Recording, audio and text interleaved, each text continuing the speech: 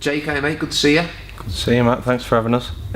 Just called in to find a bit out about the shows, your past shows, your future shows, how they've gone, your fights. Should we start with your WBC win? How was that? Yeah, the last Elite Fighting Championships. I beat Liam McKendry of Glasgow. The Mag Gym in Glasgow. I beat Liam for the WBC national title. I actually stopped him in the second round with a body shot.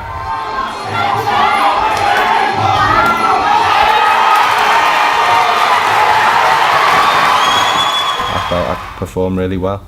I felt powerful. I felt when I landed shots they hurt him. Picked up this nice green belt in the process. It's a prestigious belt, the WBC, and it's definitely nice to own one. I've been at 76 kilo. I feel like it suits me better. I feel stronger. You know, I'm getting down to the weight easier and feeling better in training, and personally I think it suits me. It's a good weight for me. My last fight was in July. I fought WKA European Champion Solomon Wickstead. It was a close fight in my opinion. I picked up an injury in round 4, which led to the fight being stopped. I kicked his knee. Next I'll be fighting Michael Long from Master Charners. I'm fighting him on the next Elite show on the 9th of November. I don't know a great deal about Mike, to be honest. I know he's ranked 8th in the country, but with me being ranked 3rd, that holds me as favourite. I do know he's beat one of my stablemates in one of his earlier fights. My corner team were there, so they're well aware of what he was like. Possibly a step back from Solomon. Maybe he's not the same calibre of opponent, but if the higher ranked fighters never fought the lower ranked fighters, there'd never be any change in the rankings, so I want to prove that I am a level above him.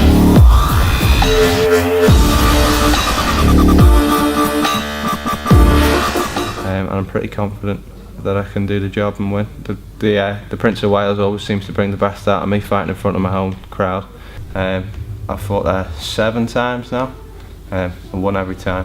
I've won all 7 times. It's great feeling to be in front of your home crowd. They really spur you on. You know, I've won titles there. I've defended titles there. And on the 9th of November, I'll be picking up another win there. Well, I've fought at the very top end in K1. I've fought the likes of Chad Sugden, the world champion, official K1 global fighter, and Luke Whelan. Both have fought at the O2 Arena in London. I come short in both fights, but you know, I was younger then. I was 18 in both fights. You learned a lot from and I do feel like I've learned from those losses. I feel I'm a more accomplished fighter now, and I'm a changed fighter, I think. Next year I've had a challenge from a WBC title from Keith Middleton, who's recently beat Liam McKendry, who obviously I beat to win the title. So Liam is next in line, Keith is next in line for the shot at the WBC title, and he's made an official challenge with the WBC for that. Right. So I think I'll be fighting Keith in May of next year, defending my title.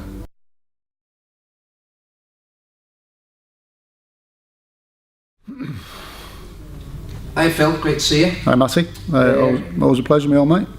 Here's to talk about next show, looking forward to it. Been to loads of them, never seen a bad one yet. Great fights. Well, that's a nice compliment really. Appreciate that you've said that, because 9 shows down the line, I think I've robbed, begged, stole of everybody in Southport, and I mean that in the most affectionate way.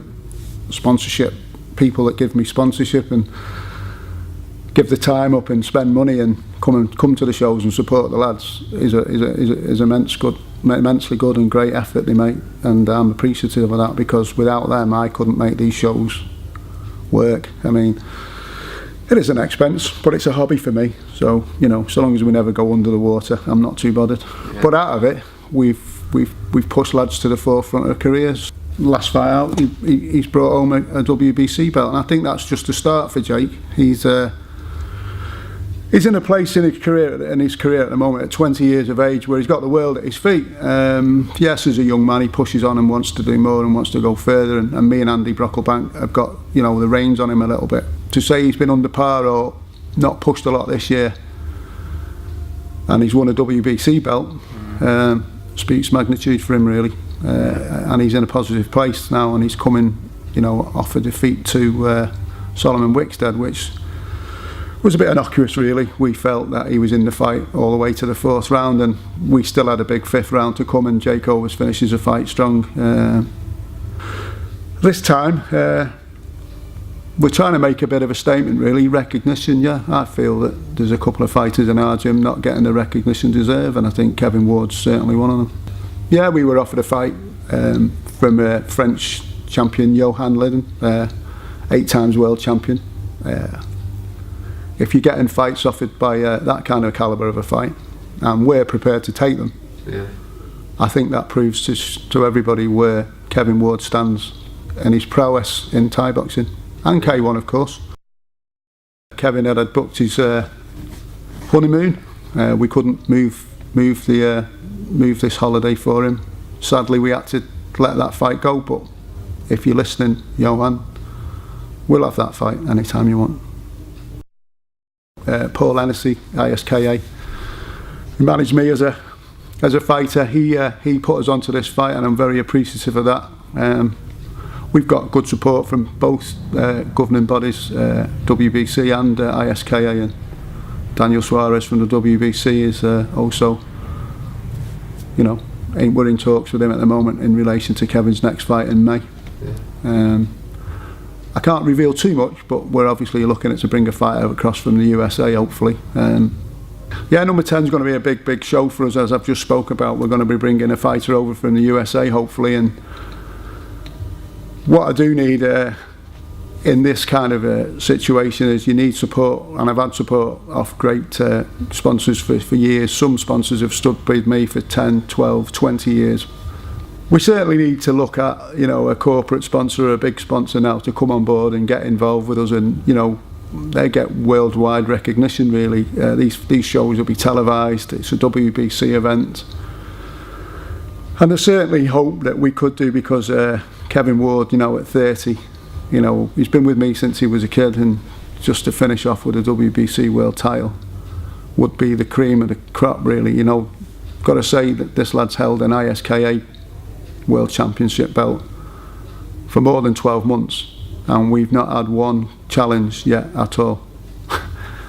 What does that mean? I take that as a pat on the back for me, and people are turning their back and don't fancy fighting Kevin at all. You know, Kevin stands 6'5", 78 kilos. He's won 3 world titles, and there's not an awful lot challenging him. In fact, I haven't received one challenge. His last fight was a 8 times world champion Johan Lydon, the calibre of fighter that is prepared to fight him. I think Kevin's there or thereabouts, and he's just not getting the break, or, as we're making the statement, recognition he deserves. Obviously I'm Kev Ward.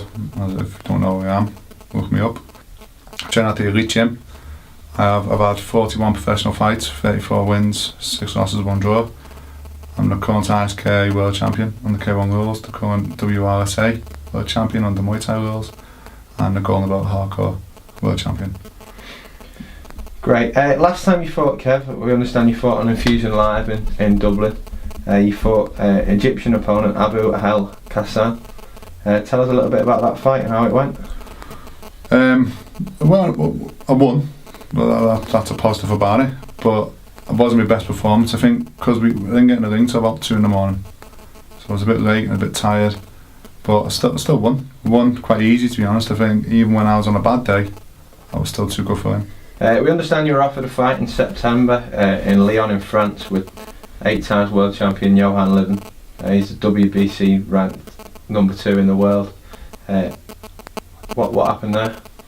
Well, they offered me at a bad time. I'd already booked to go on my honeymoon, so I fell in between the dates when I was halfway from my honeymoon, so not a chance I could take it. But I would have liked that fight though. So if the fight come up again with Lydon, that's something you'd be interested in? Definitely, because I see them as being the best in the world. I want to test myself to be the best in the world. One of them is Czech Zimbi, I think I pronounced his name right. From France, he's a WBC world number 1, WBC world champion. You made a challenge for his WBC world title apparently. We have, yeah. Right. Your next fight although I'm sure you'd like to fight before then, is in May in 2015. You fight on the Super Fight Series tournament in a 4-man tournament. Can you tell us a bit about that? Well, it's a 4-man tournament with 3 other world champions in it, so all in all there's 4 world titles and 4 world champions in this tournament.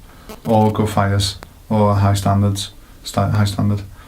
I think it'll be an interesting fight. It'll be good to see how the draw ends up. So, yeah, it'll be good. Anybody in there that you're worried about? Not worried about anything. They'll be worried about me. Not worried about anyone else. You're pretty confident that you're the favourite for this tournament then? I am, yeah. Yeah. You're the man to beat? I am the man to beat. I'm UK number 1. They're all below me. I am the one to beat. Okay.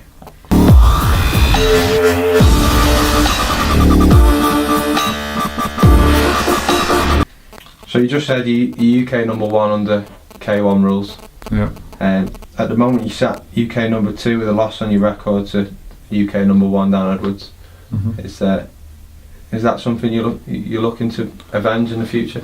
Well, yeah, of course it is. Truthfully, I don't think I turned up in that fight. I had other things in my mind. It was just a bad time, but I took the fight anyway, and it just didn't go my way. I can't knock Dan for it. He obviously was a lot better than me on the day. Beat me fair and square, and to be honest, he's a quality opponent. He's a good fighter. You won your first title, Kev, about 18 months ago, the ISK K1 Rules World title.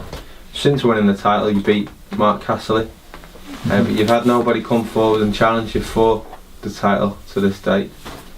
Why do you think that is?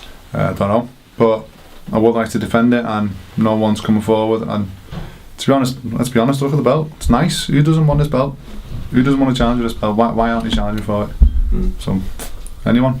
I'd imagine every world champion would like to defend the world title and prove the right to hold the belt. Of course you do. Of course. If you're offered to fight the likes of 8 times world champion Johan Lidden, you'd think that you'd be a credible opponent for anybody, really. Yeah, you would think. You would do, wouldn't you? But I'm not getting the fight, am I? So what's that down to? I don't know. So actually, I'll happily fight anybody. Any of the top 10 in the world. And if it's on the K1 rules or Muay Thai rules, I'll fight any of the top 10 in the world. At my weight, that is. Okay. And looking into the future again at your goals, the likes of Glory, Lions Fight, K1 Global, are they all sort of realistic goals? I think they are. It's just got to basically, if they give me the chance to see how good I am. If they don't give me the chance, then I'm not going to get a chance on them, am I? That speaks for itself. All I'm asking for from them is to give me a chance, and I'll see how good I am.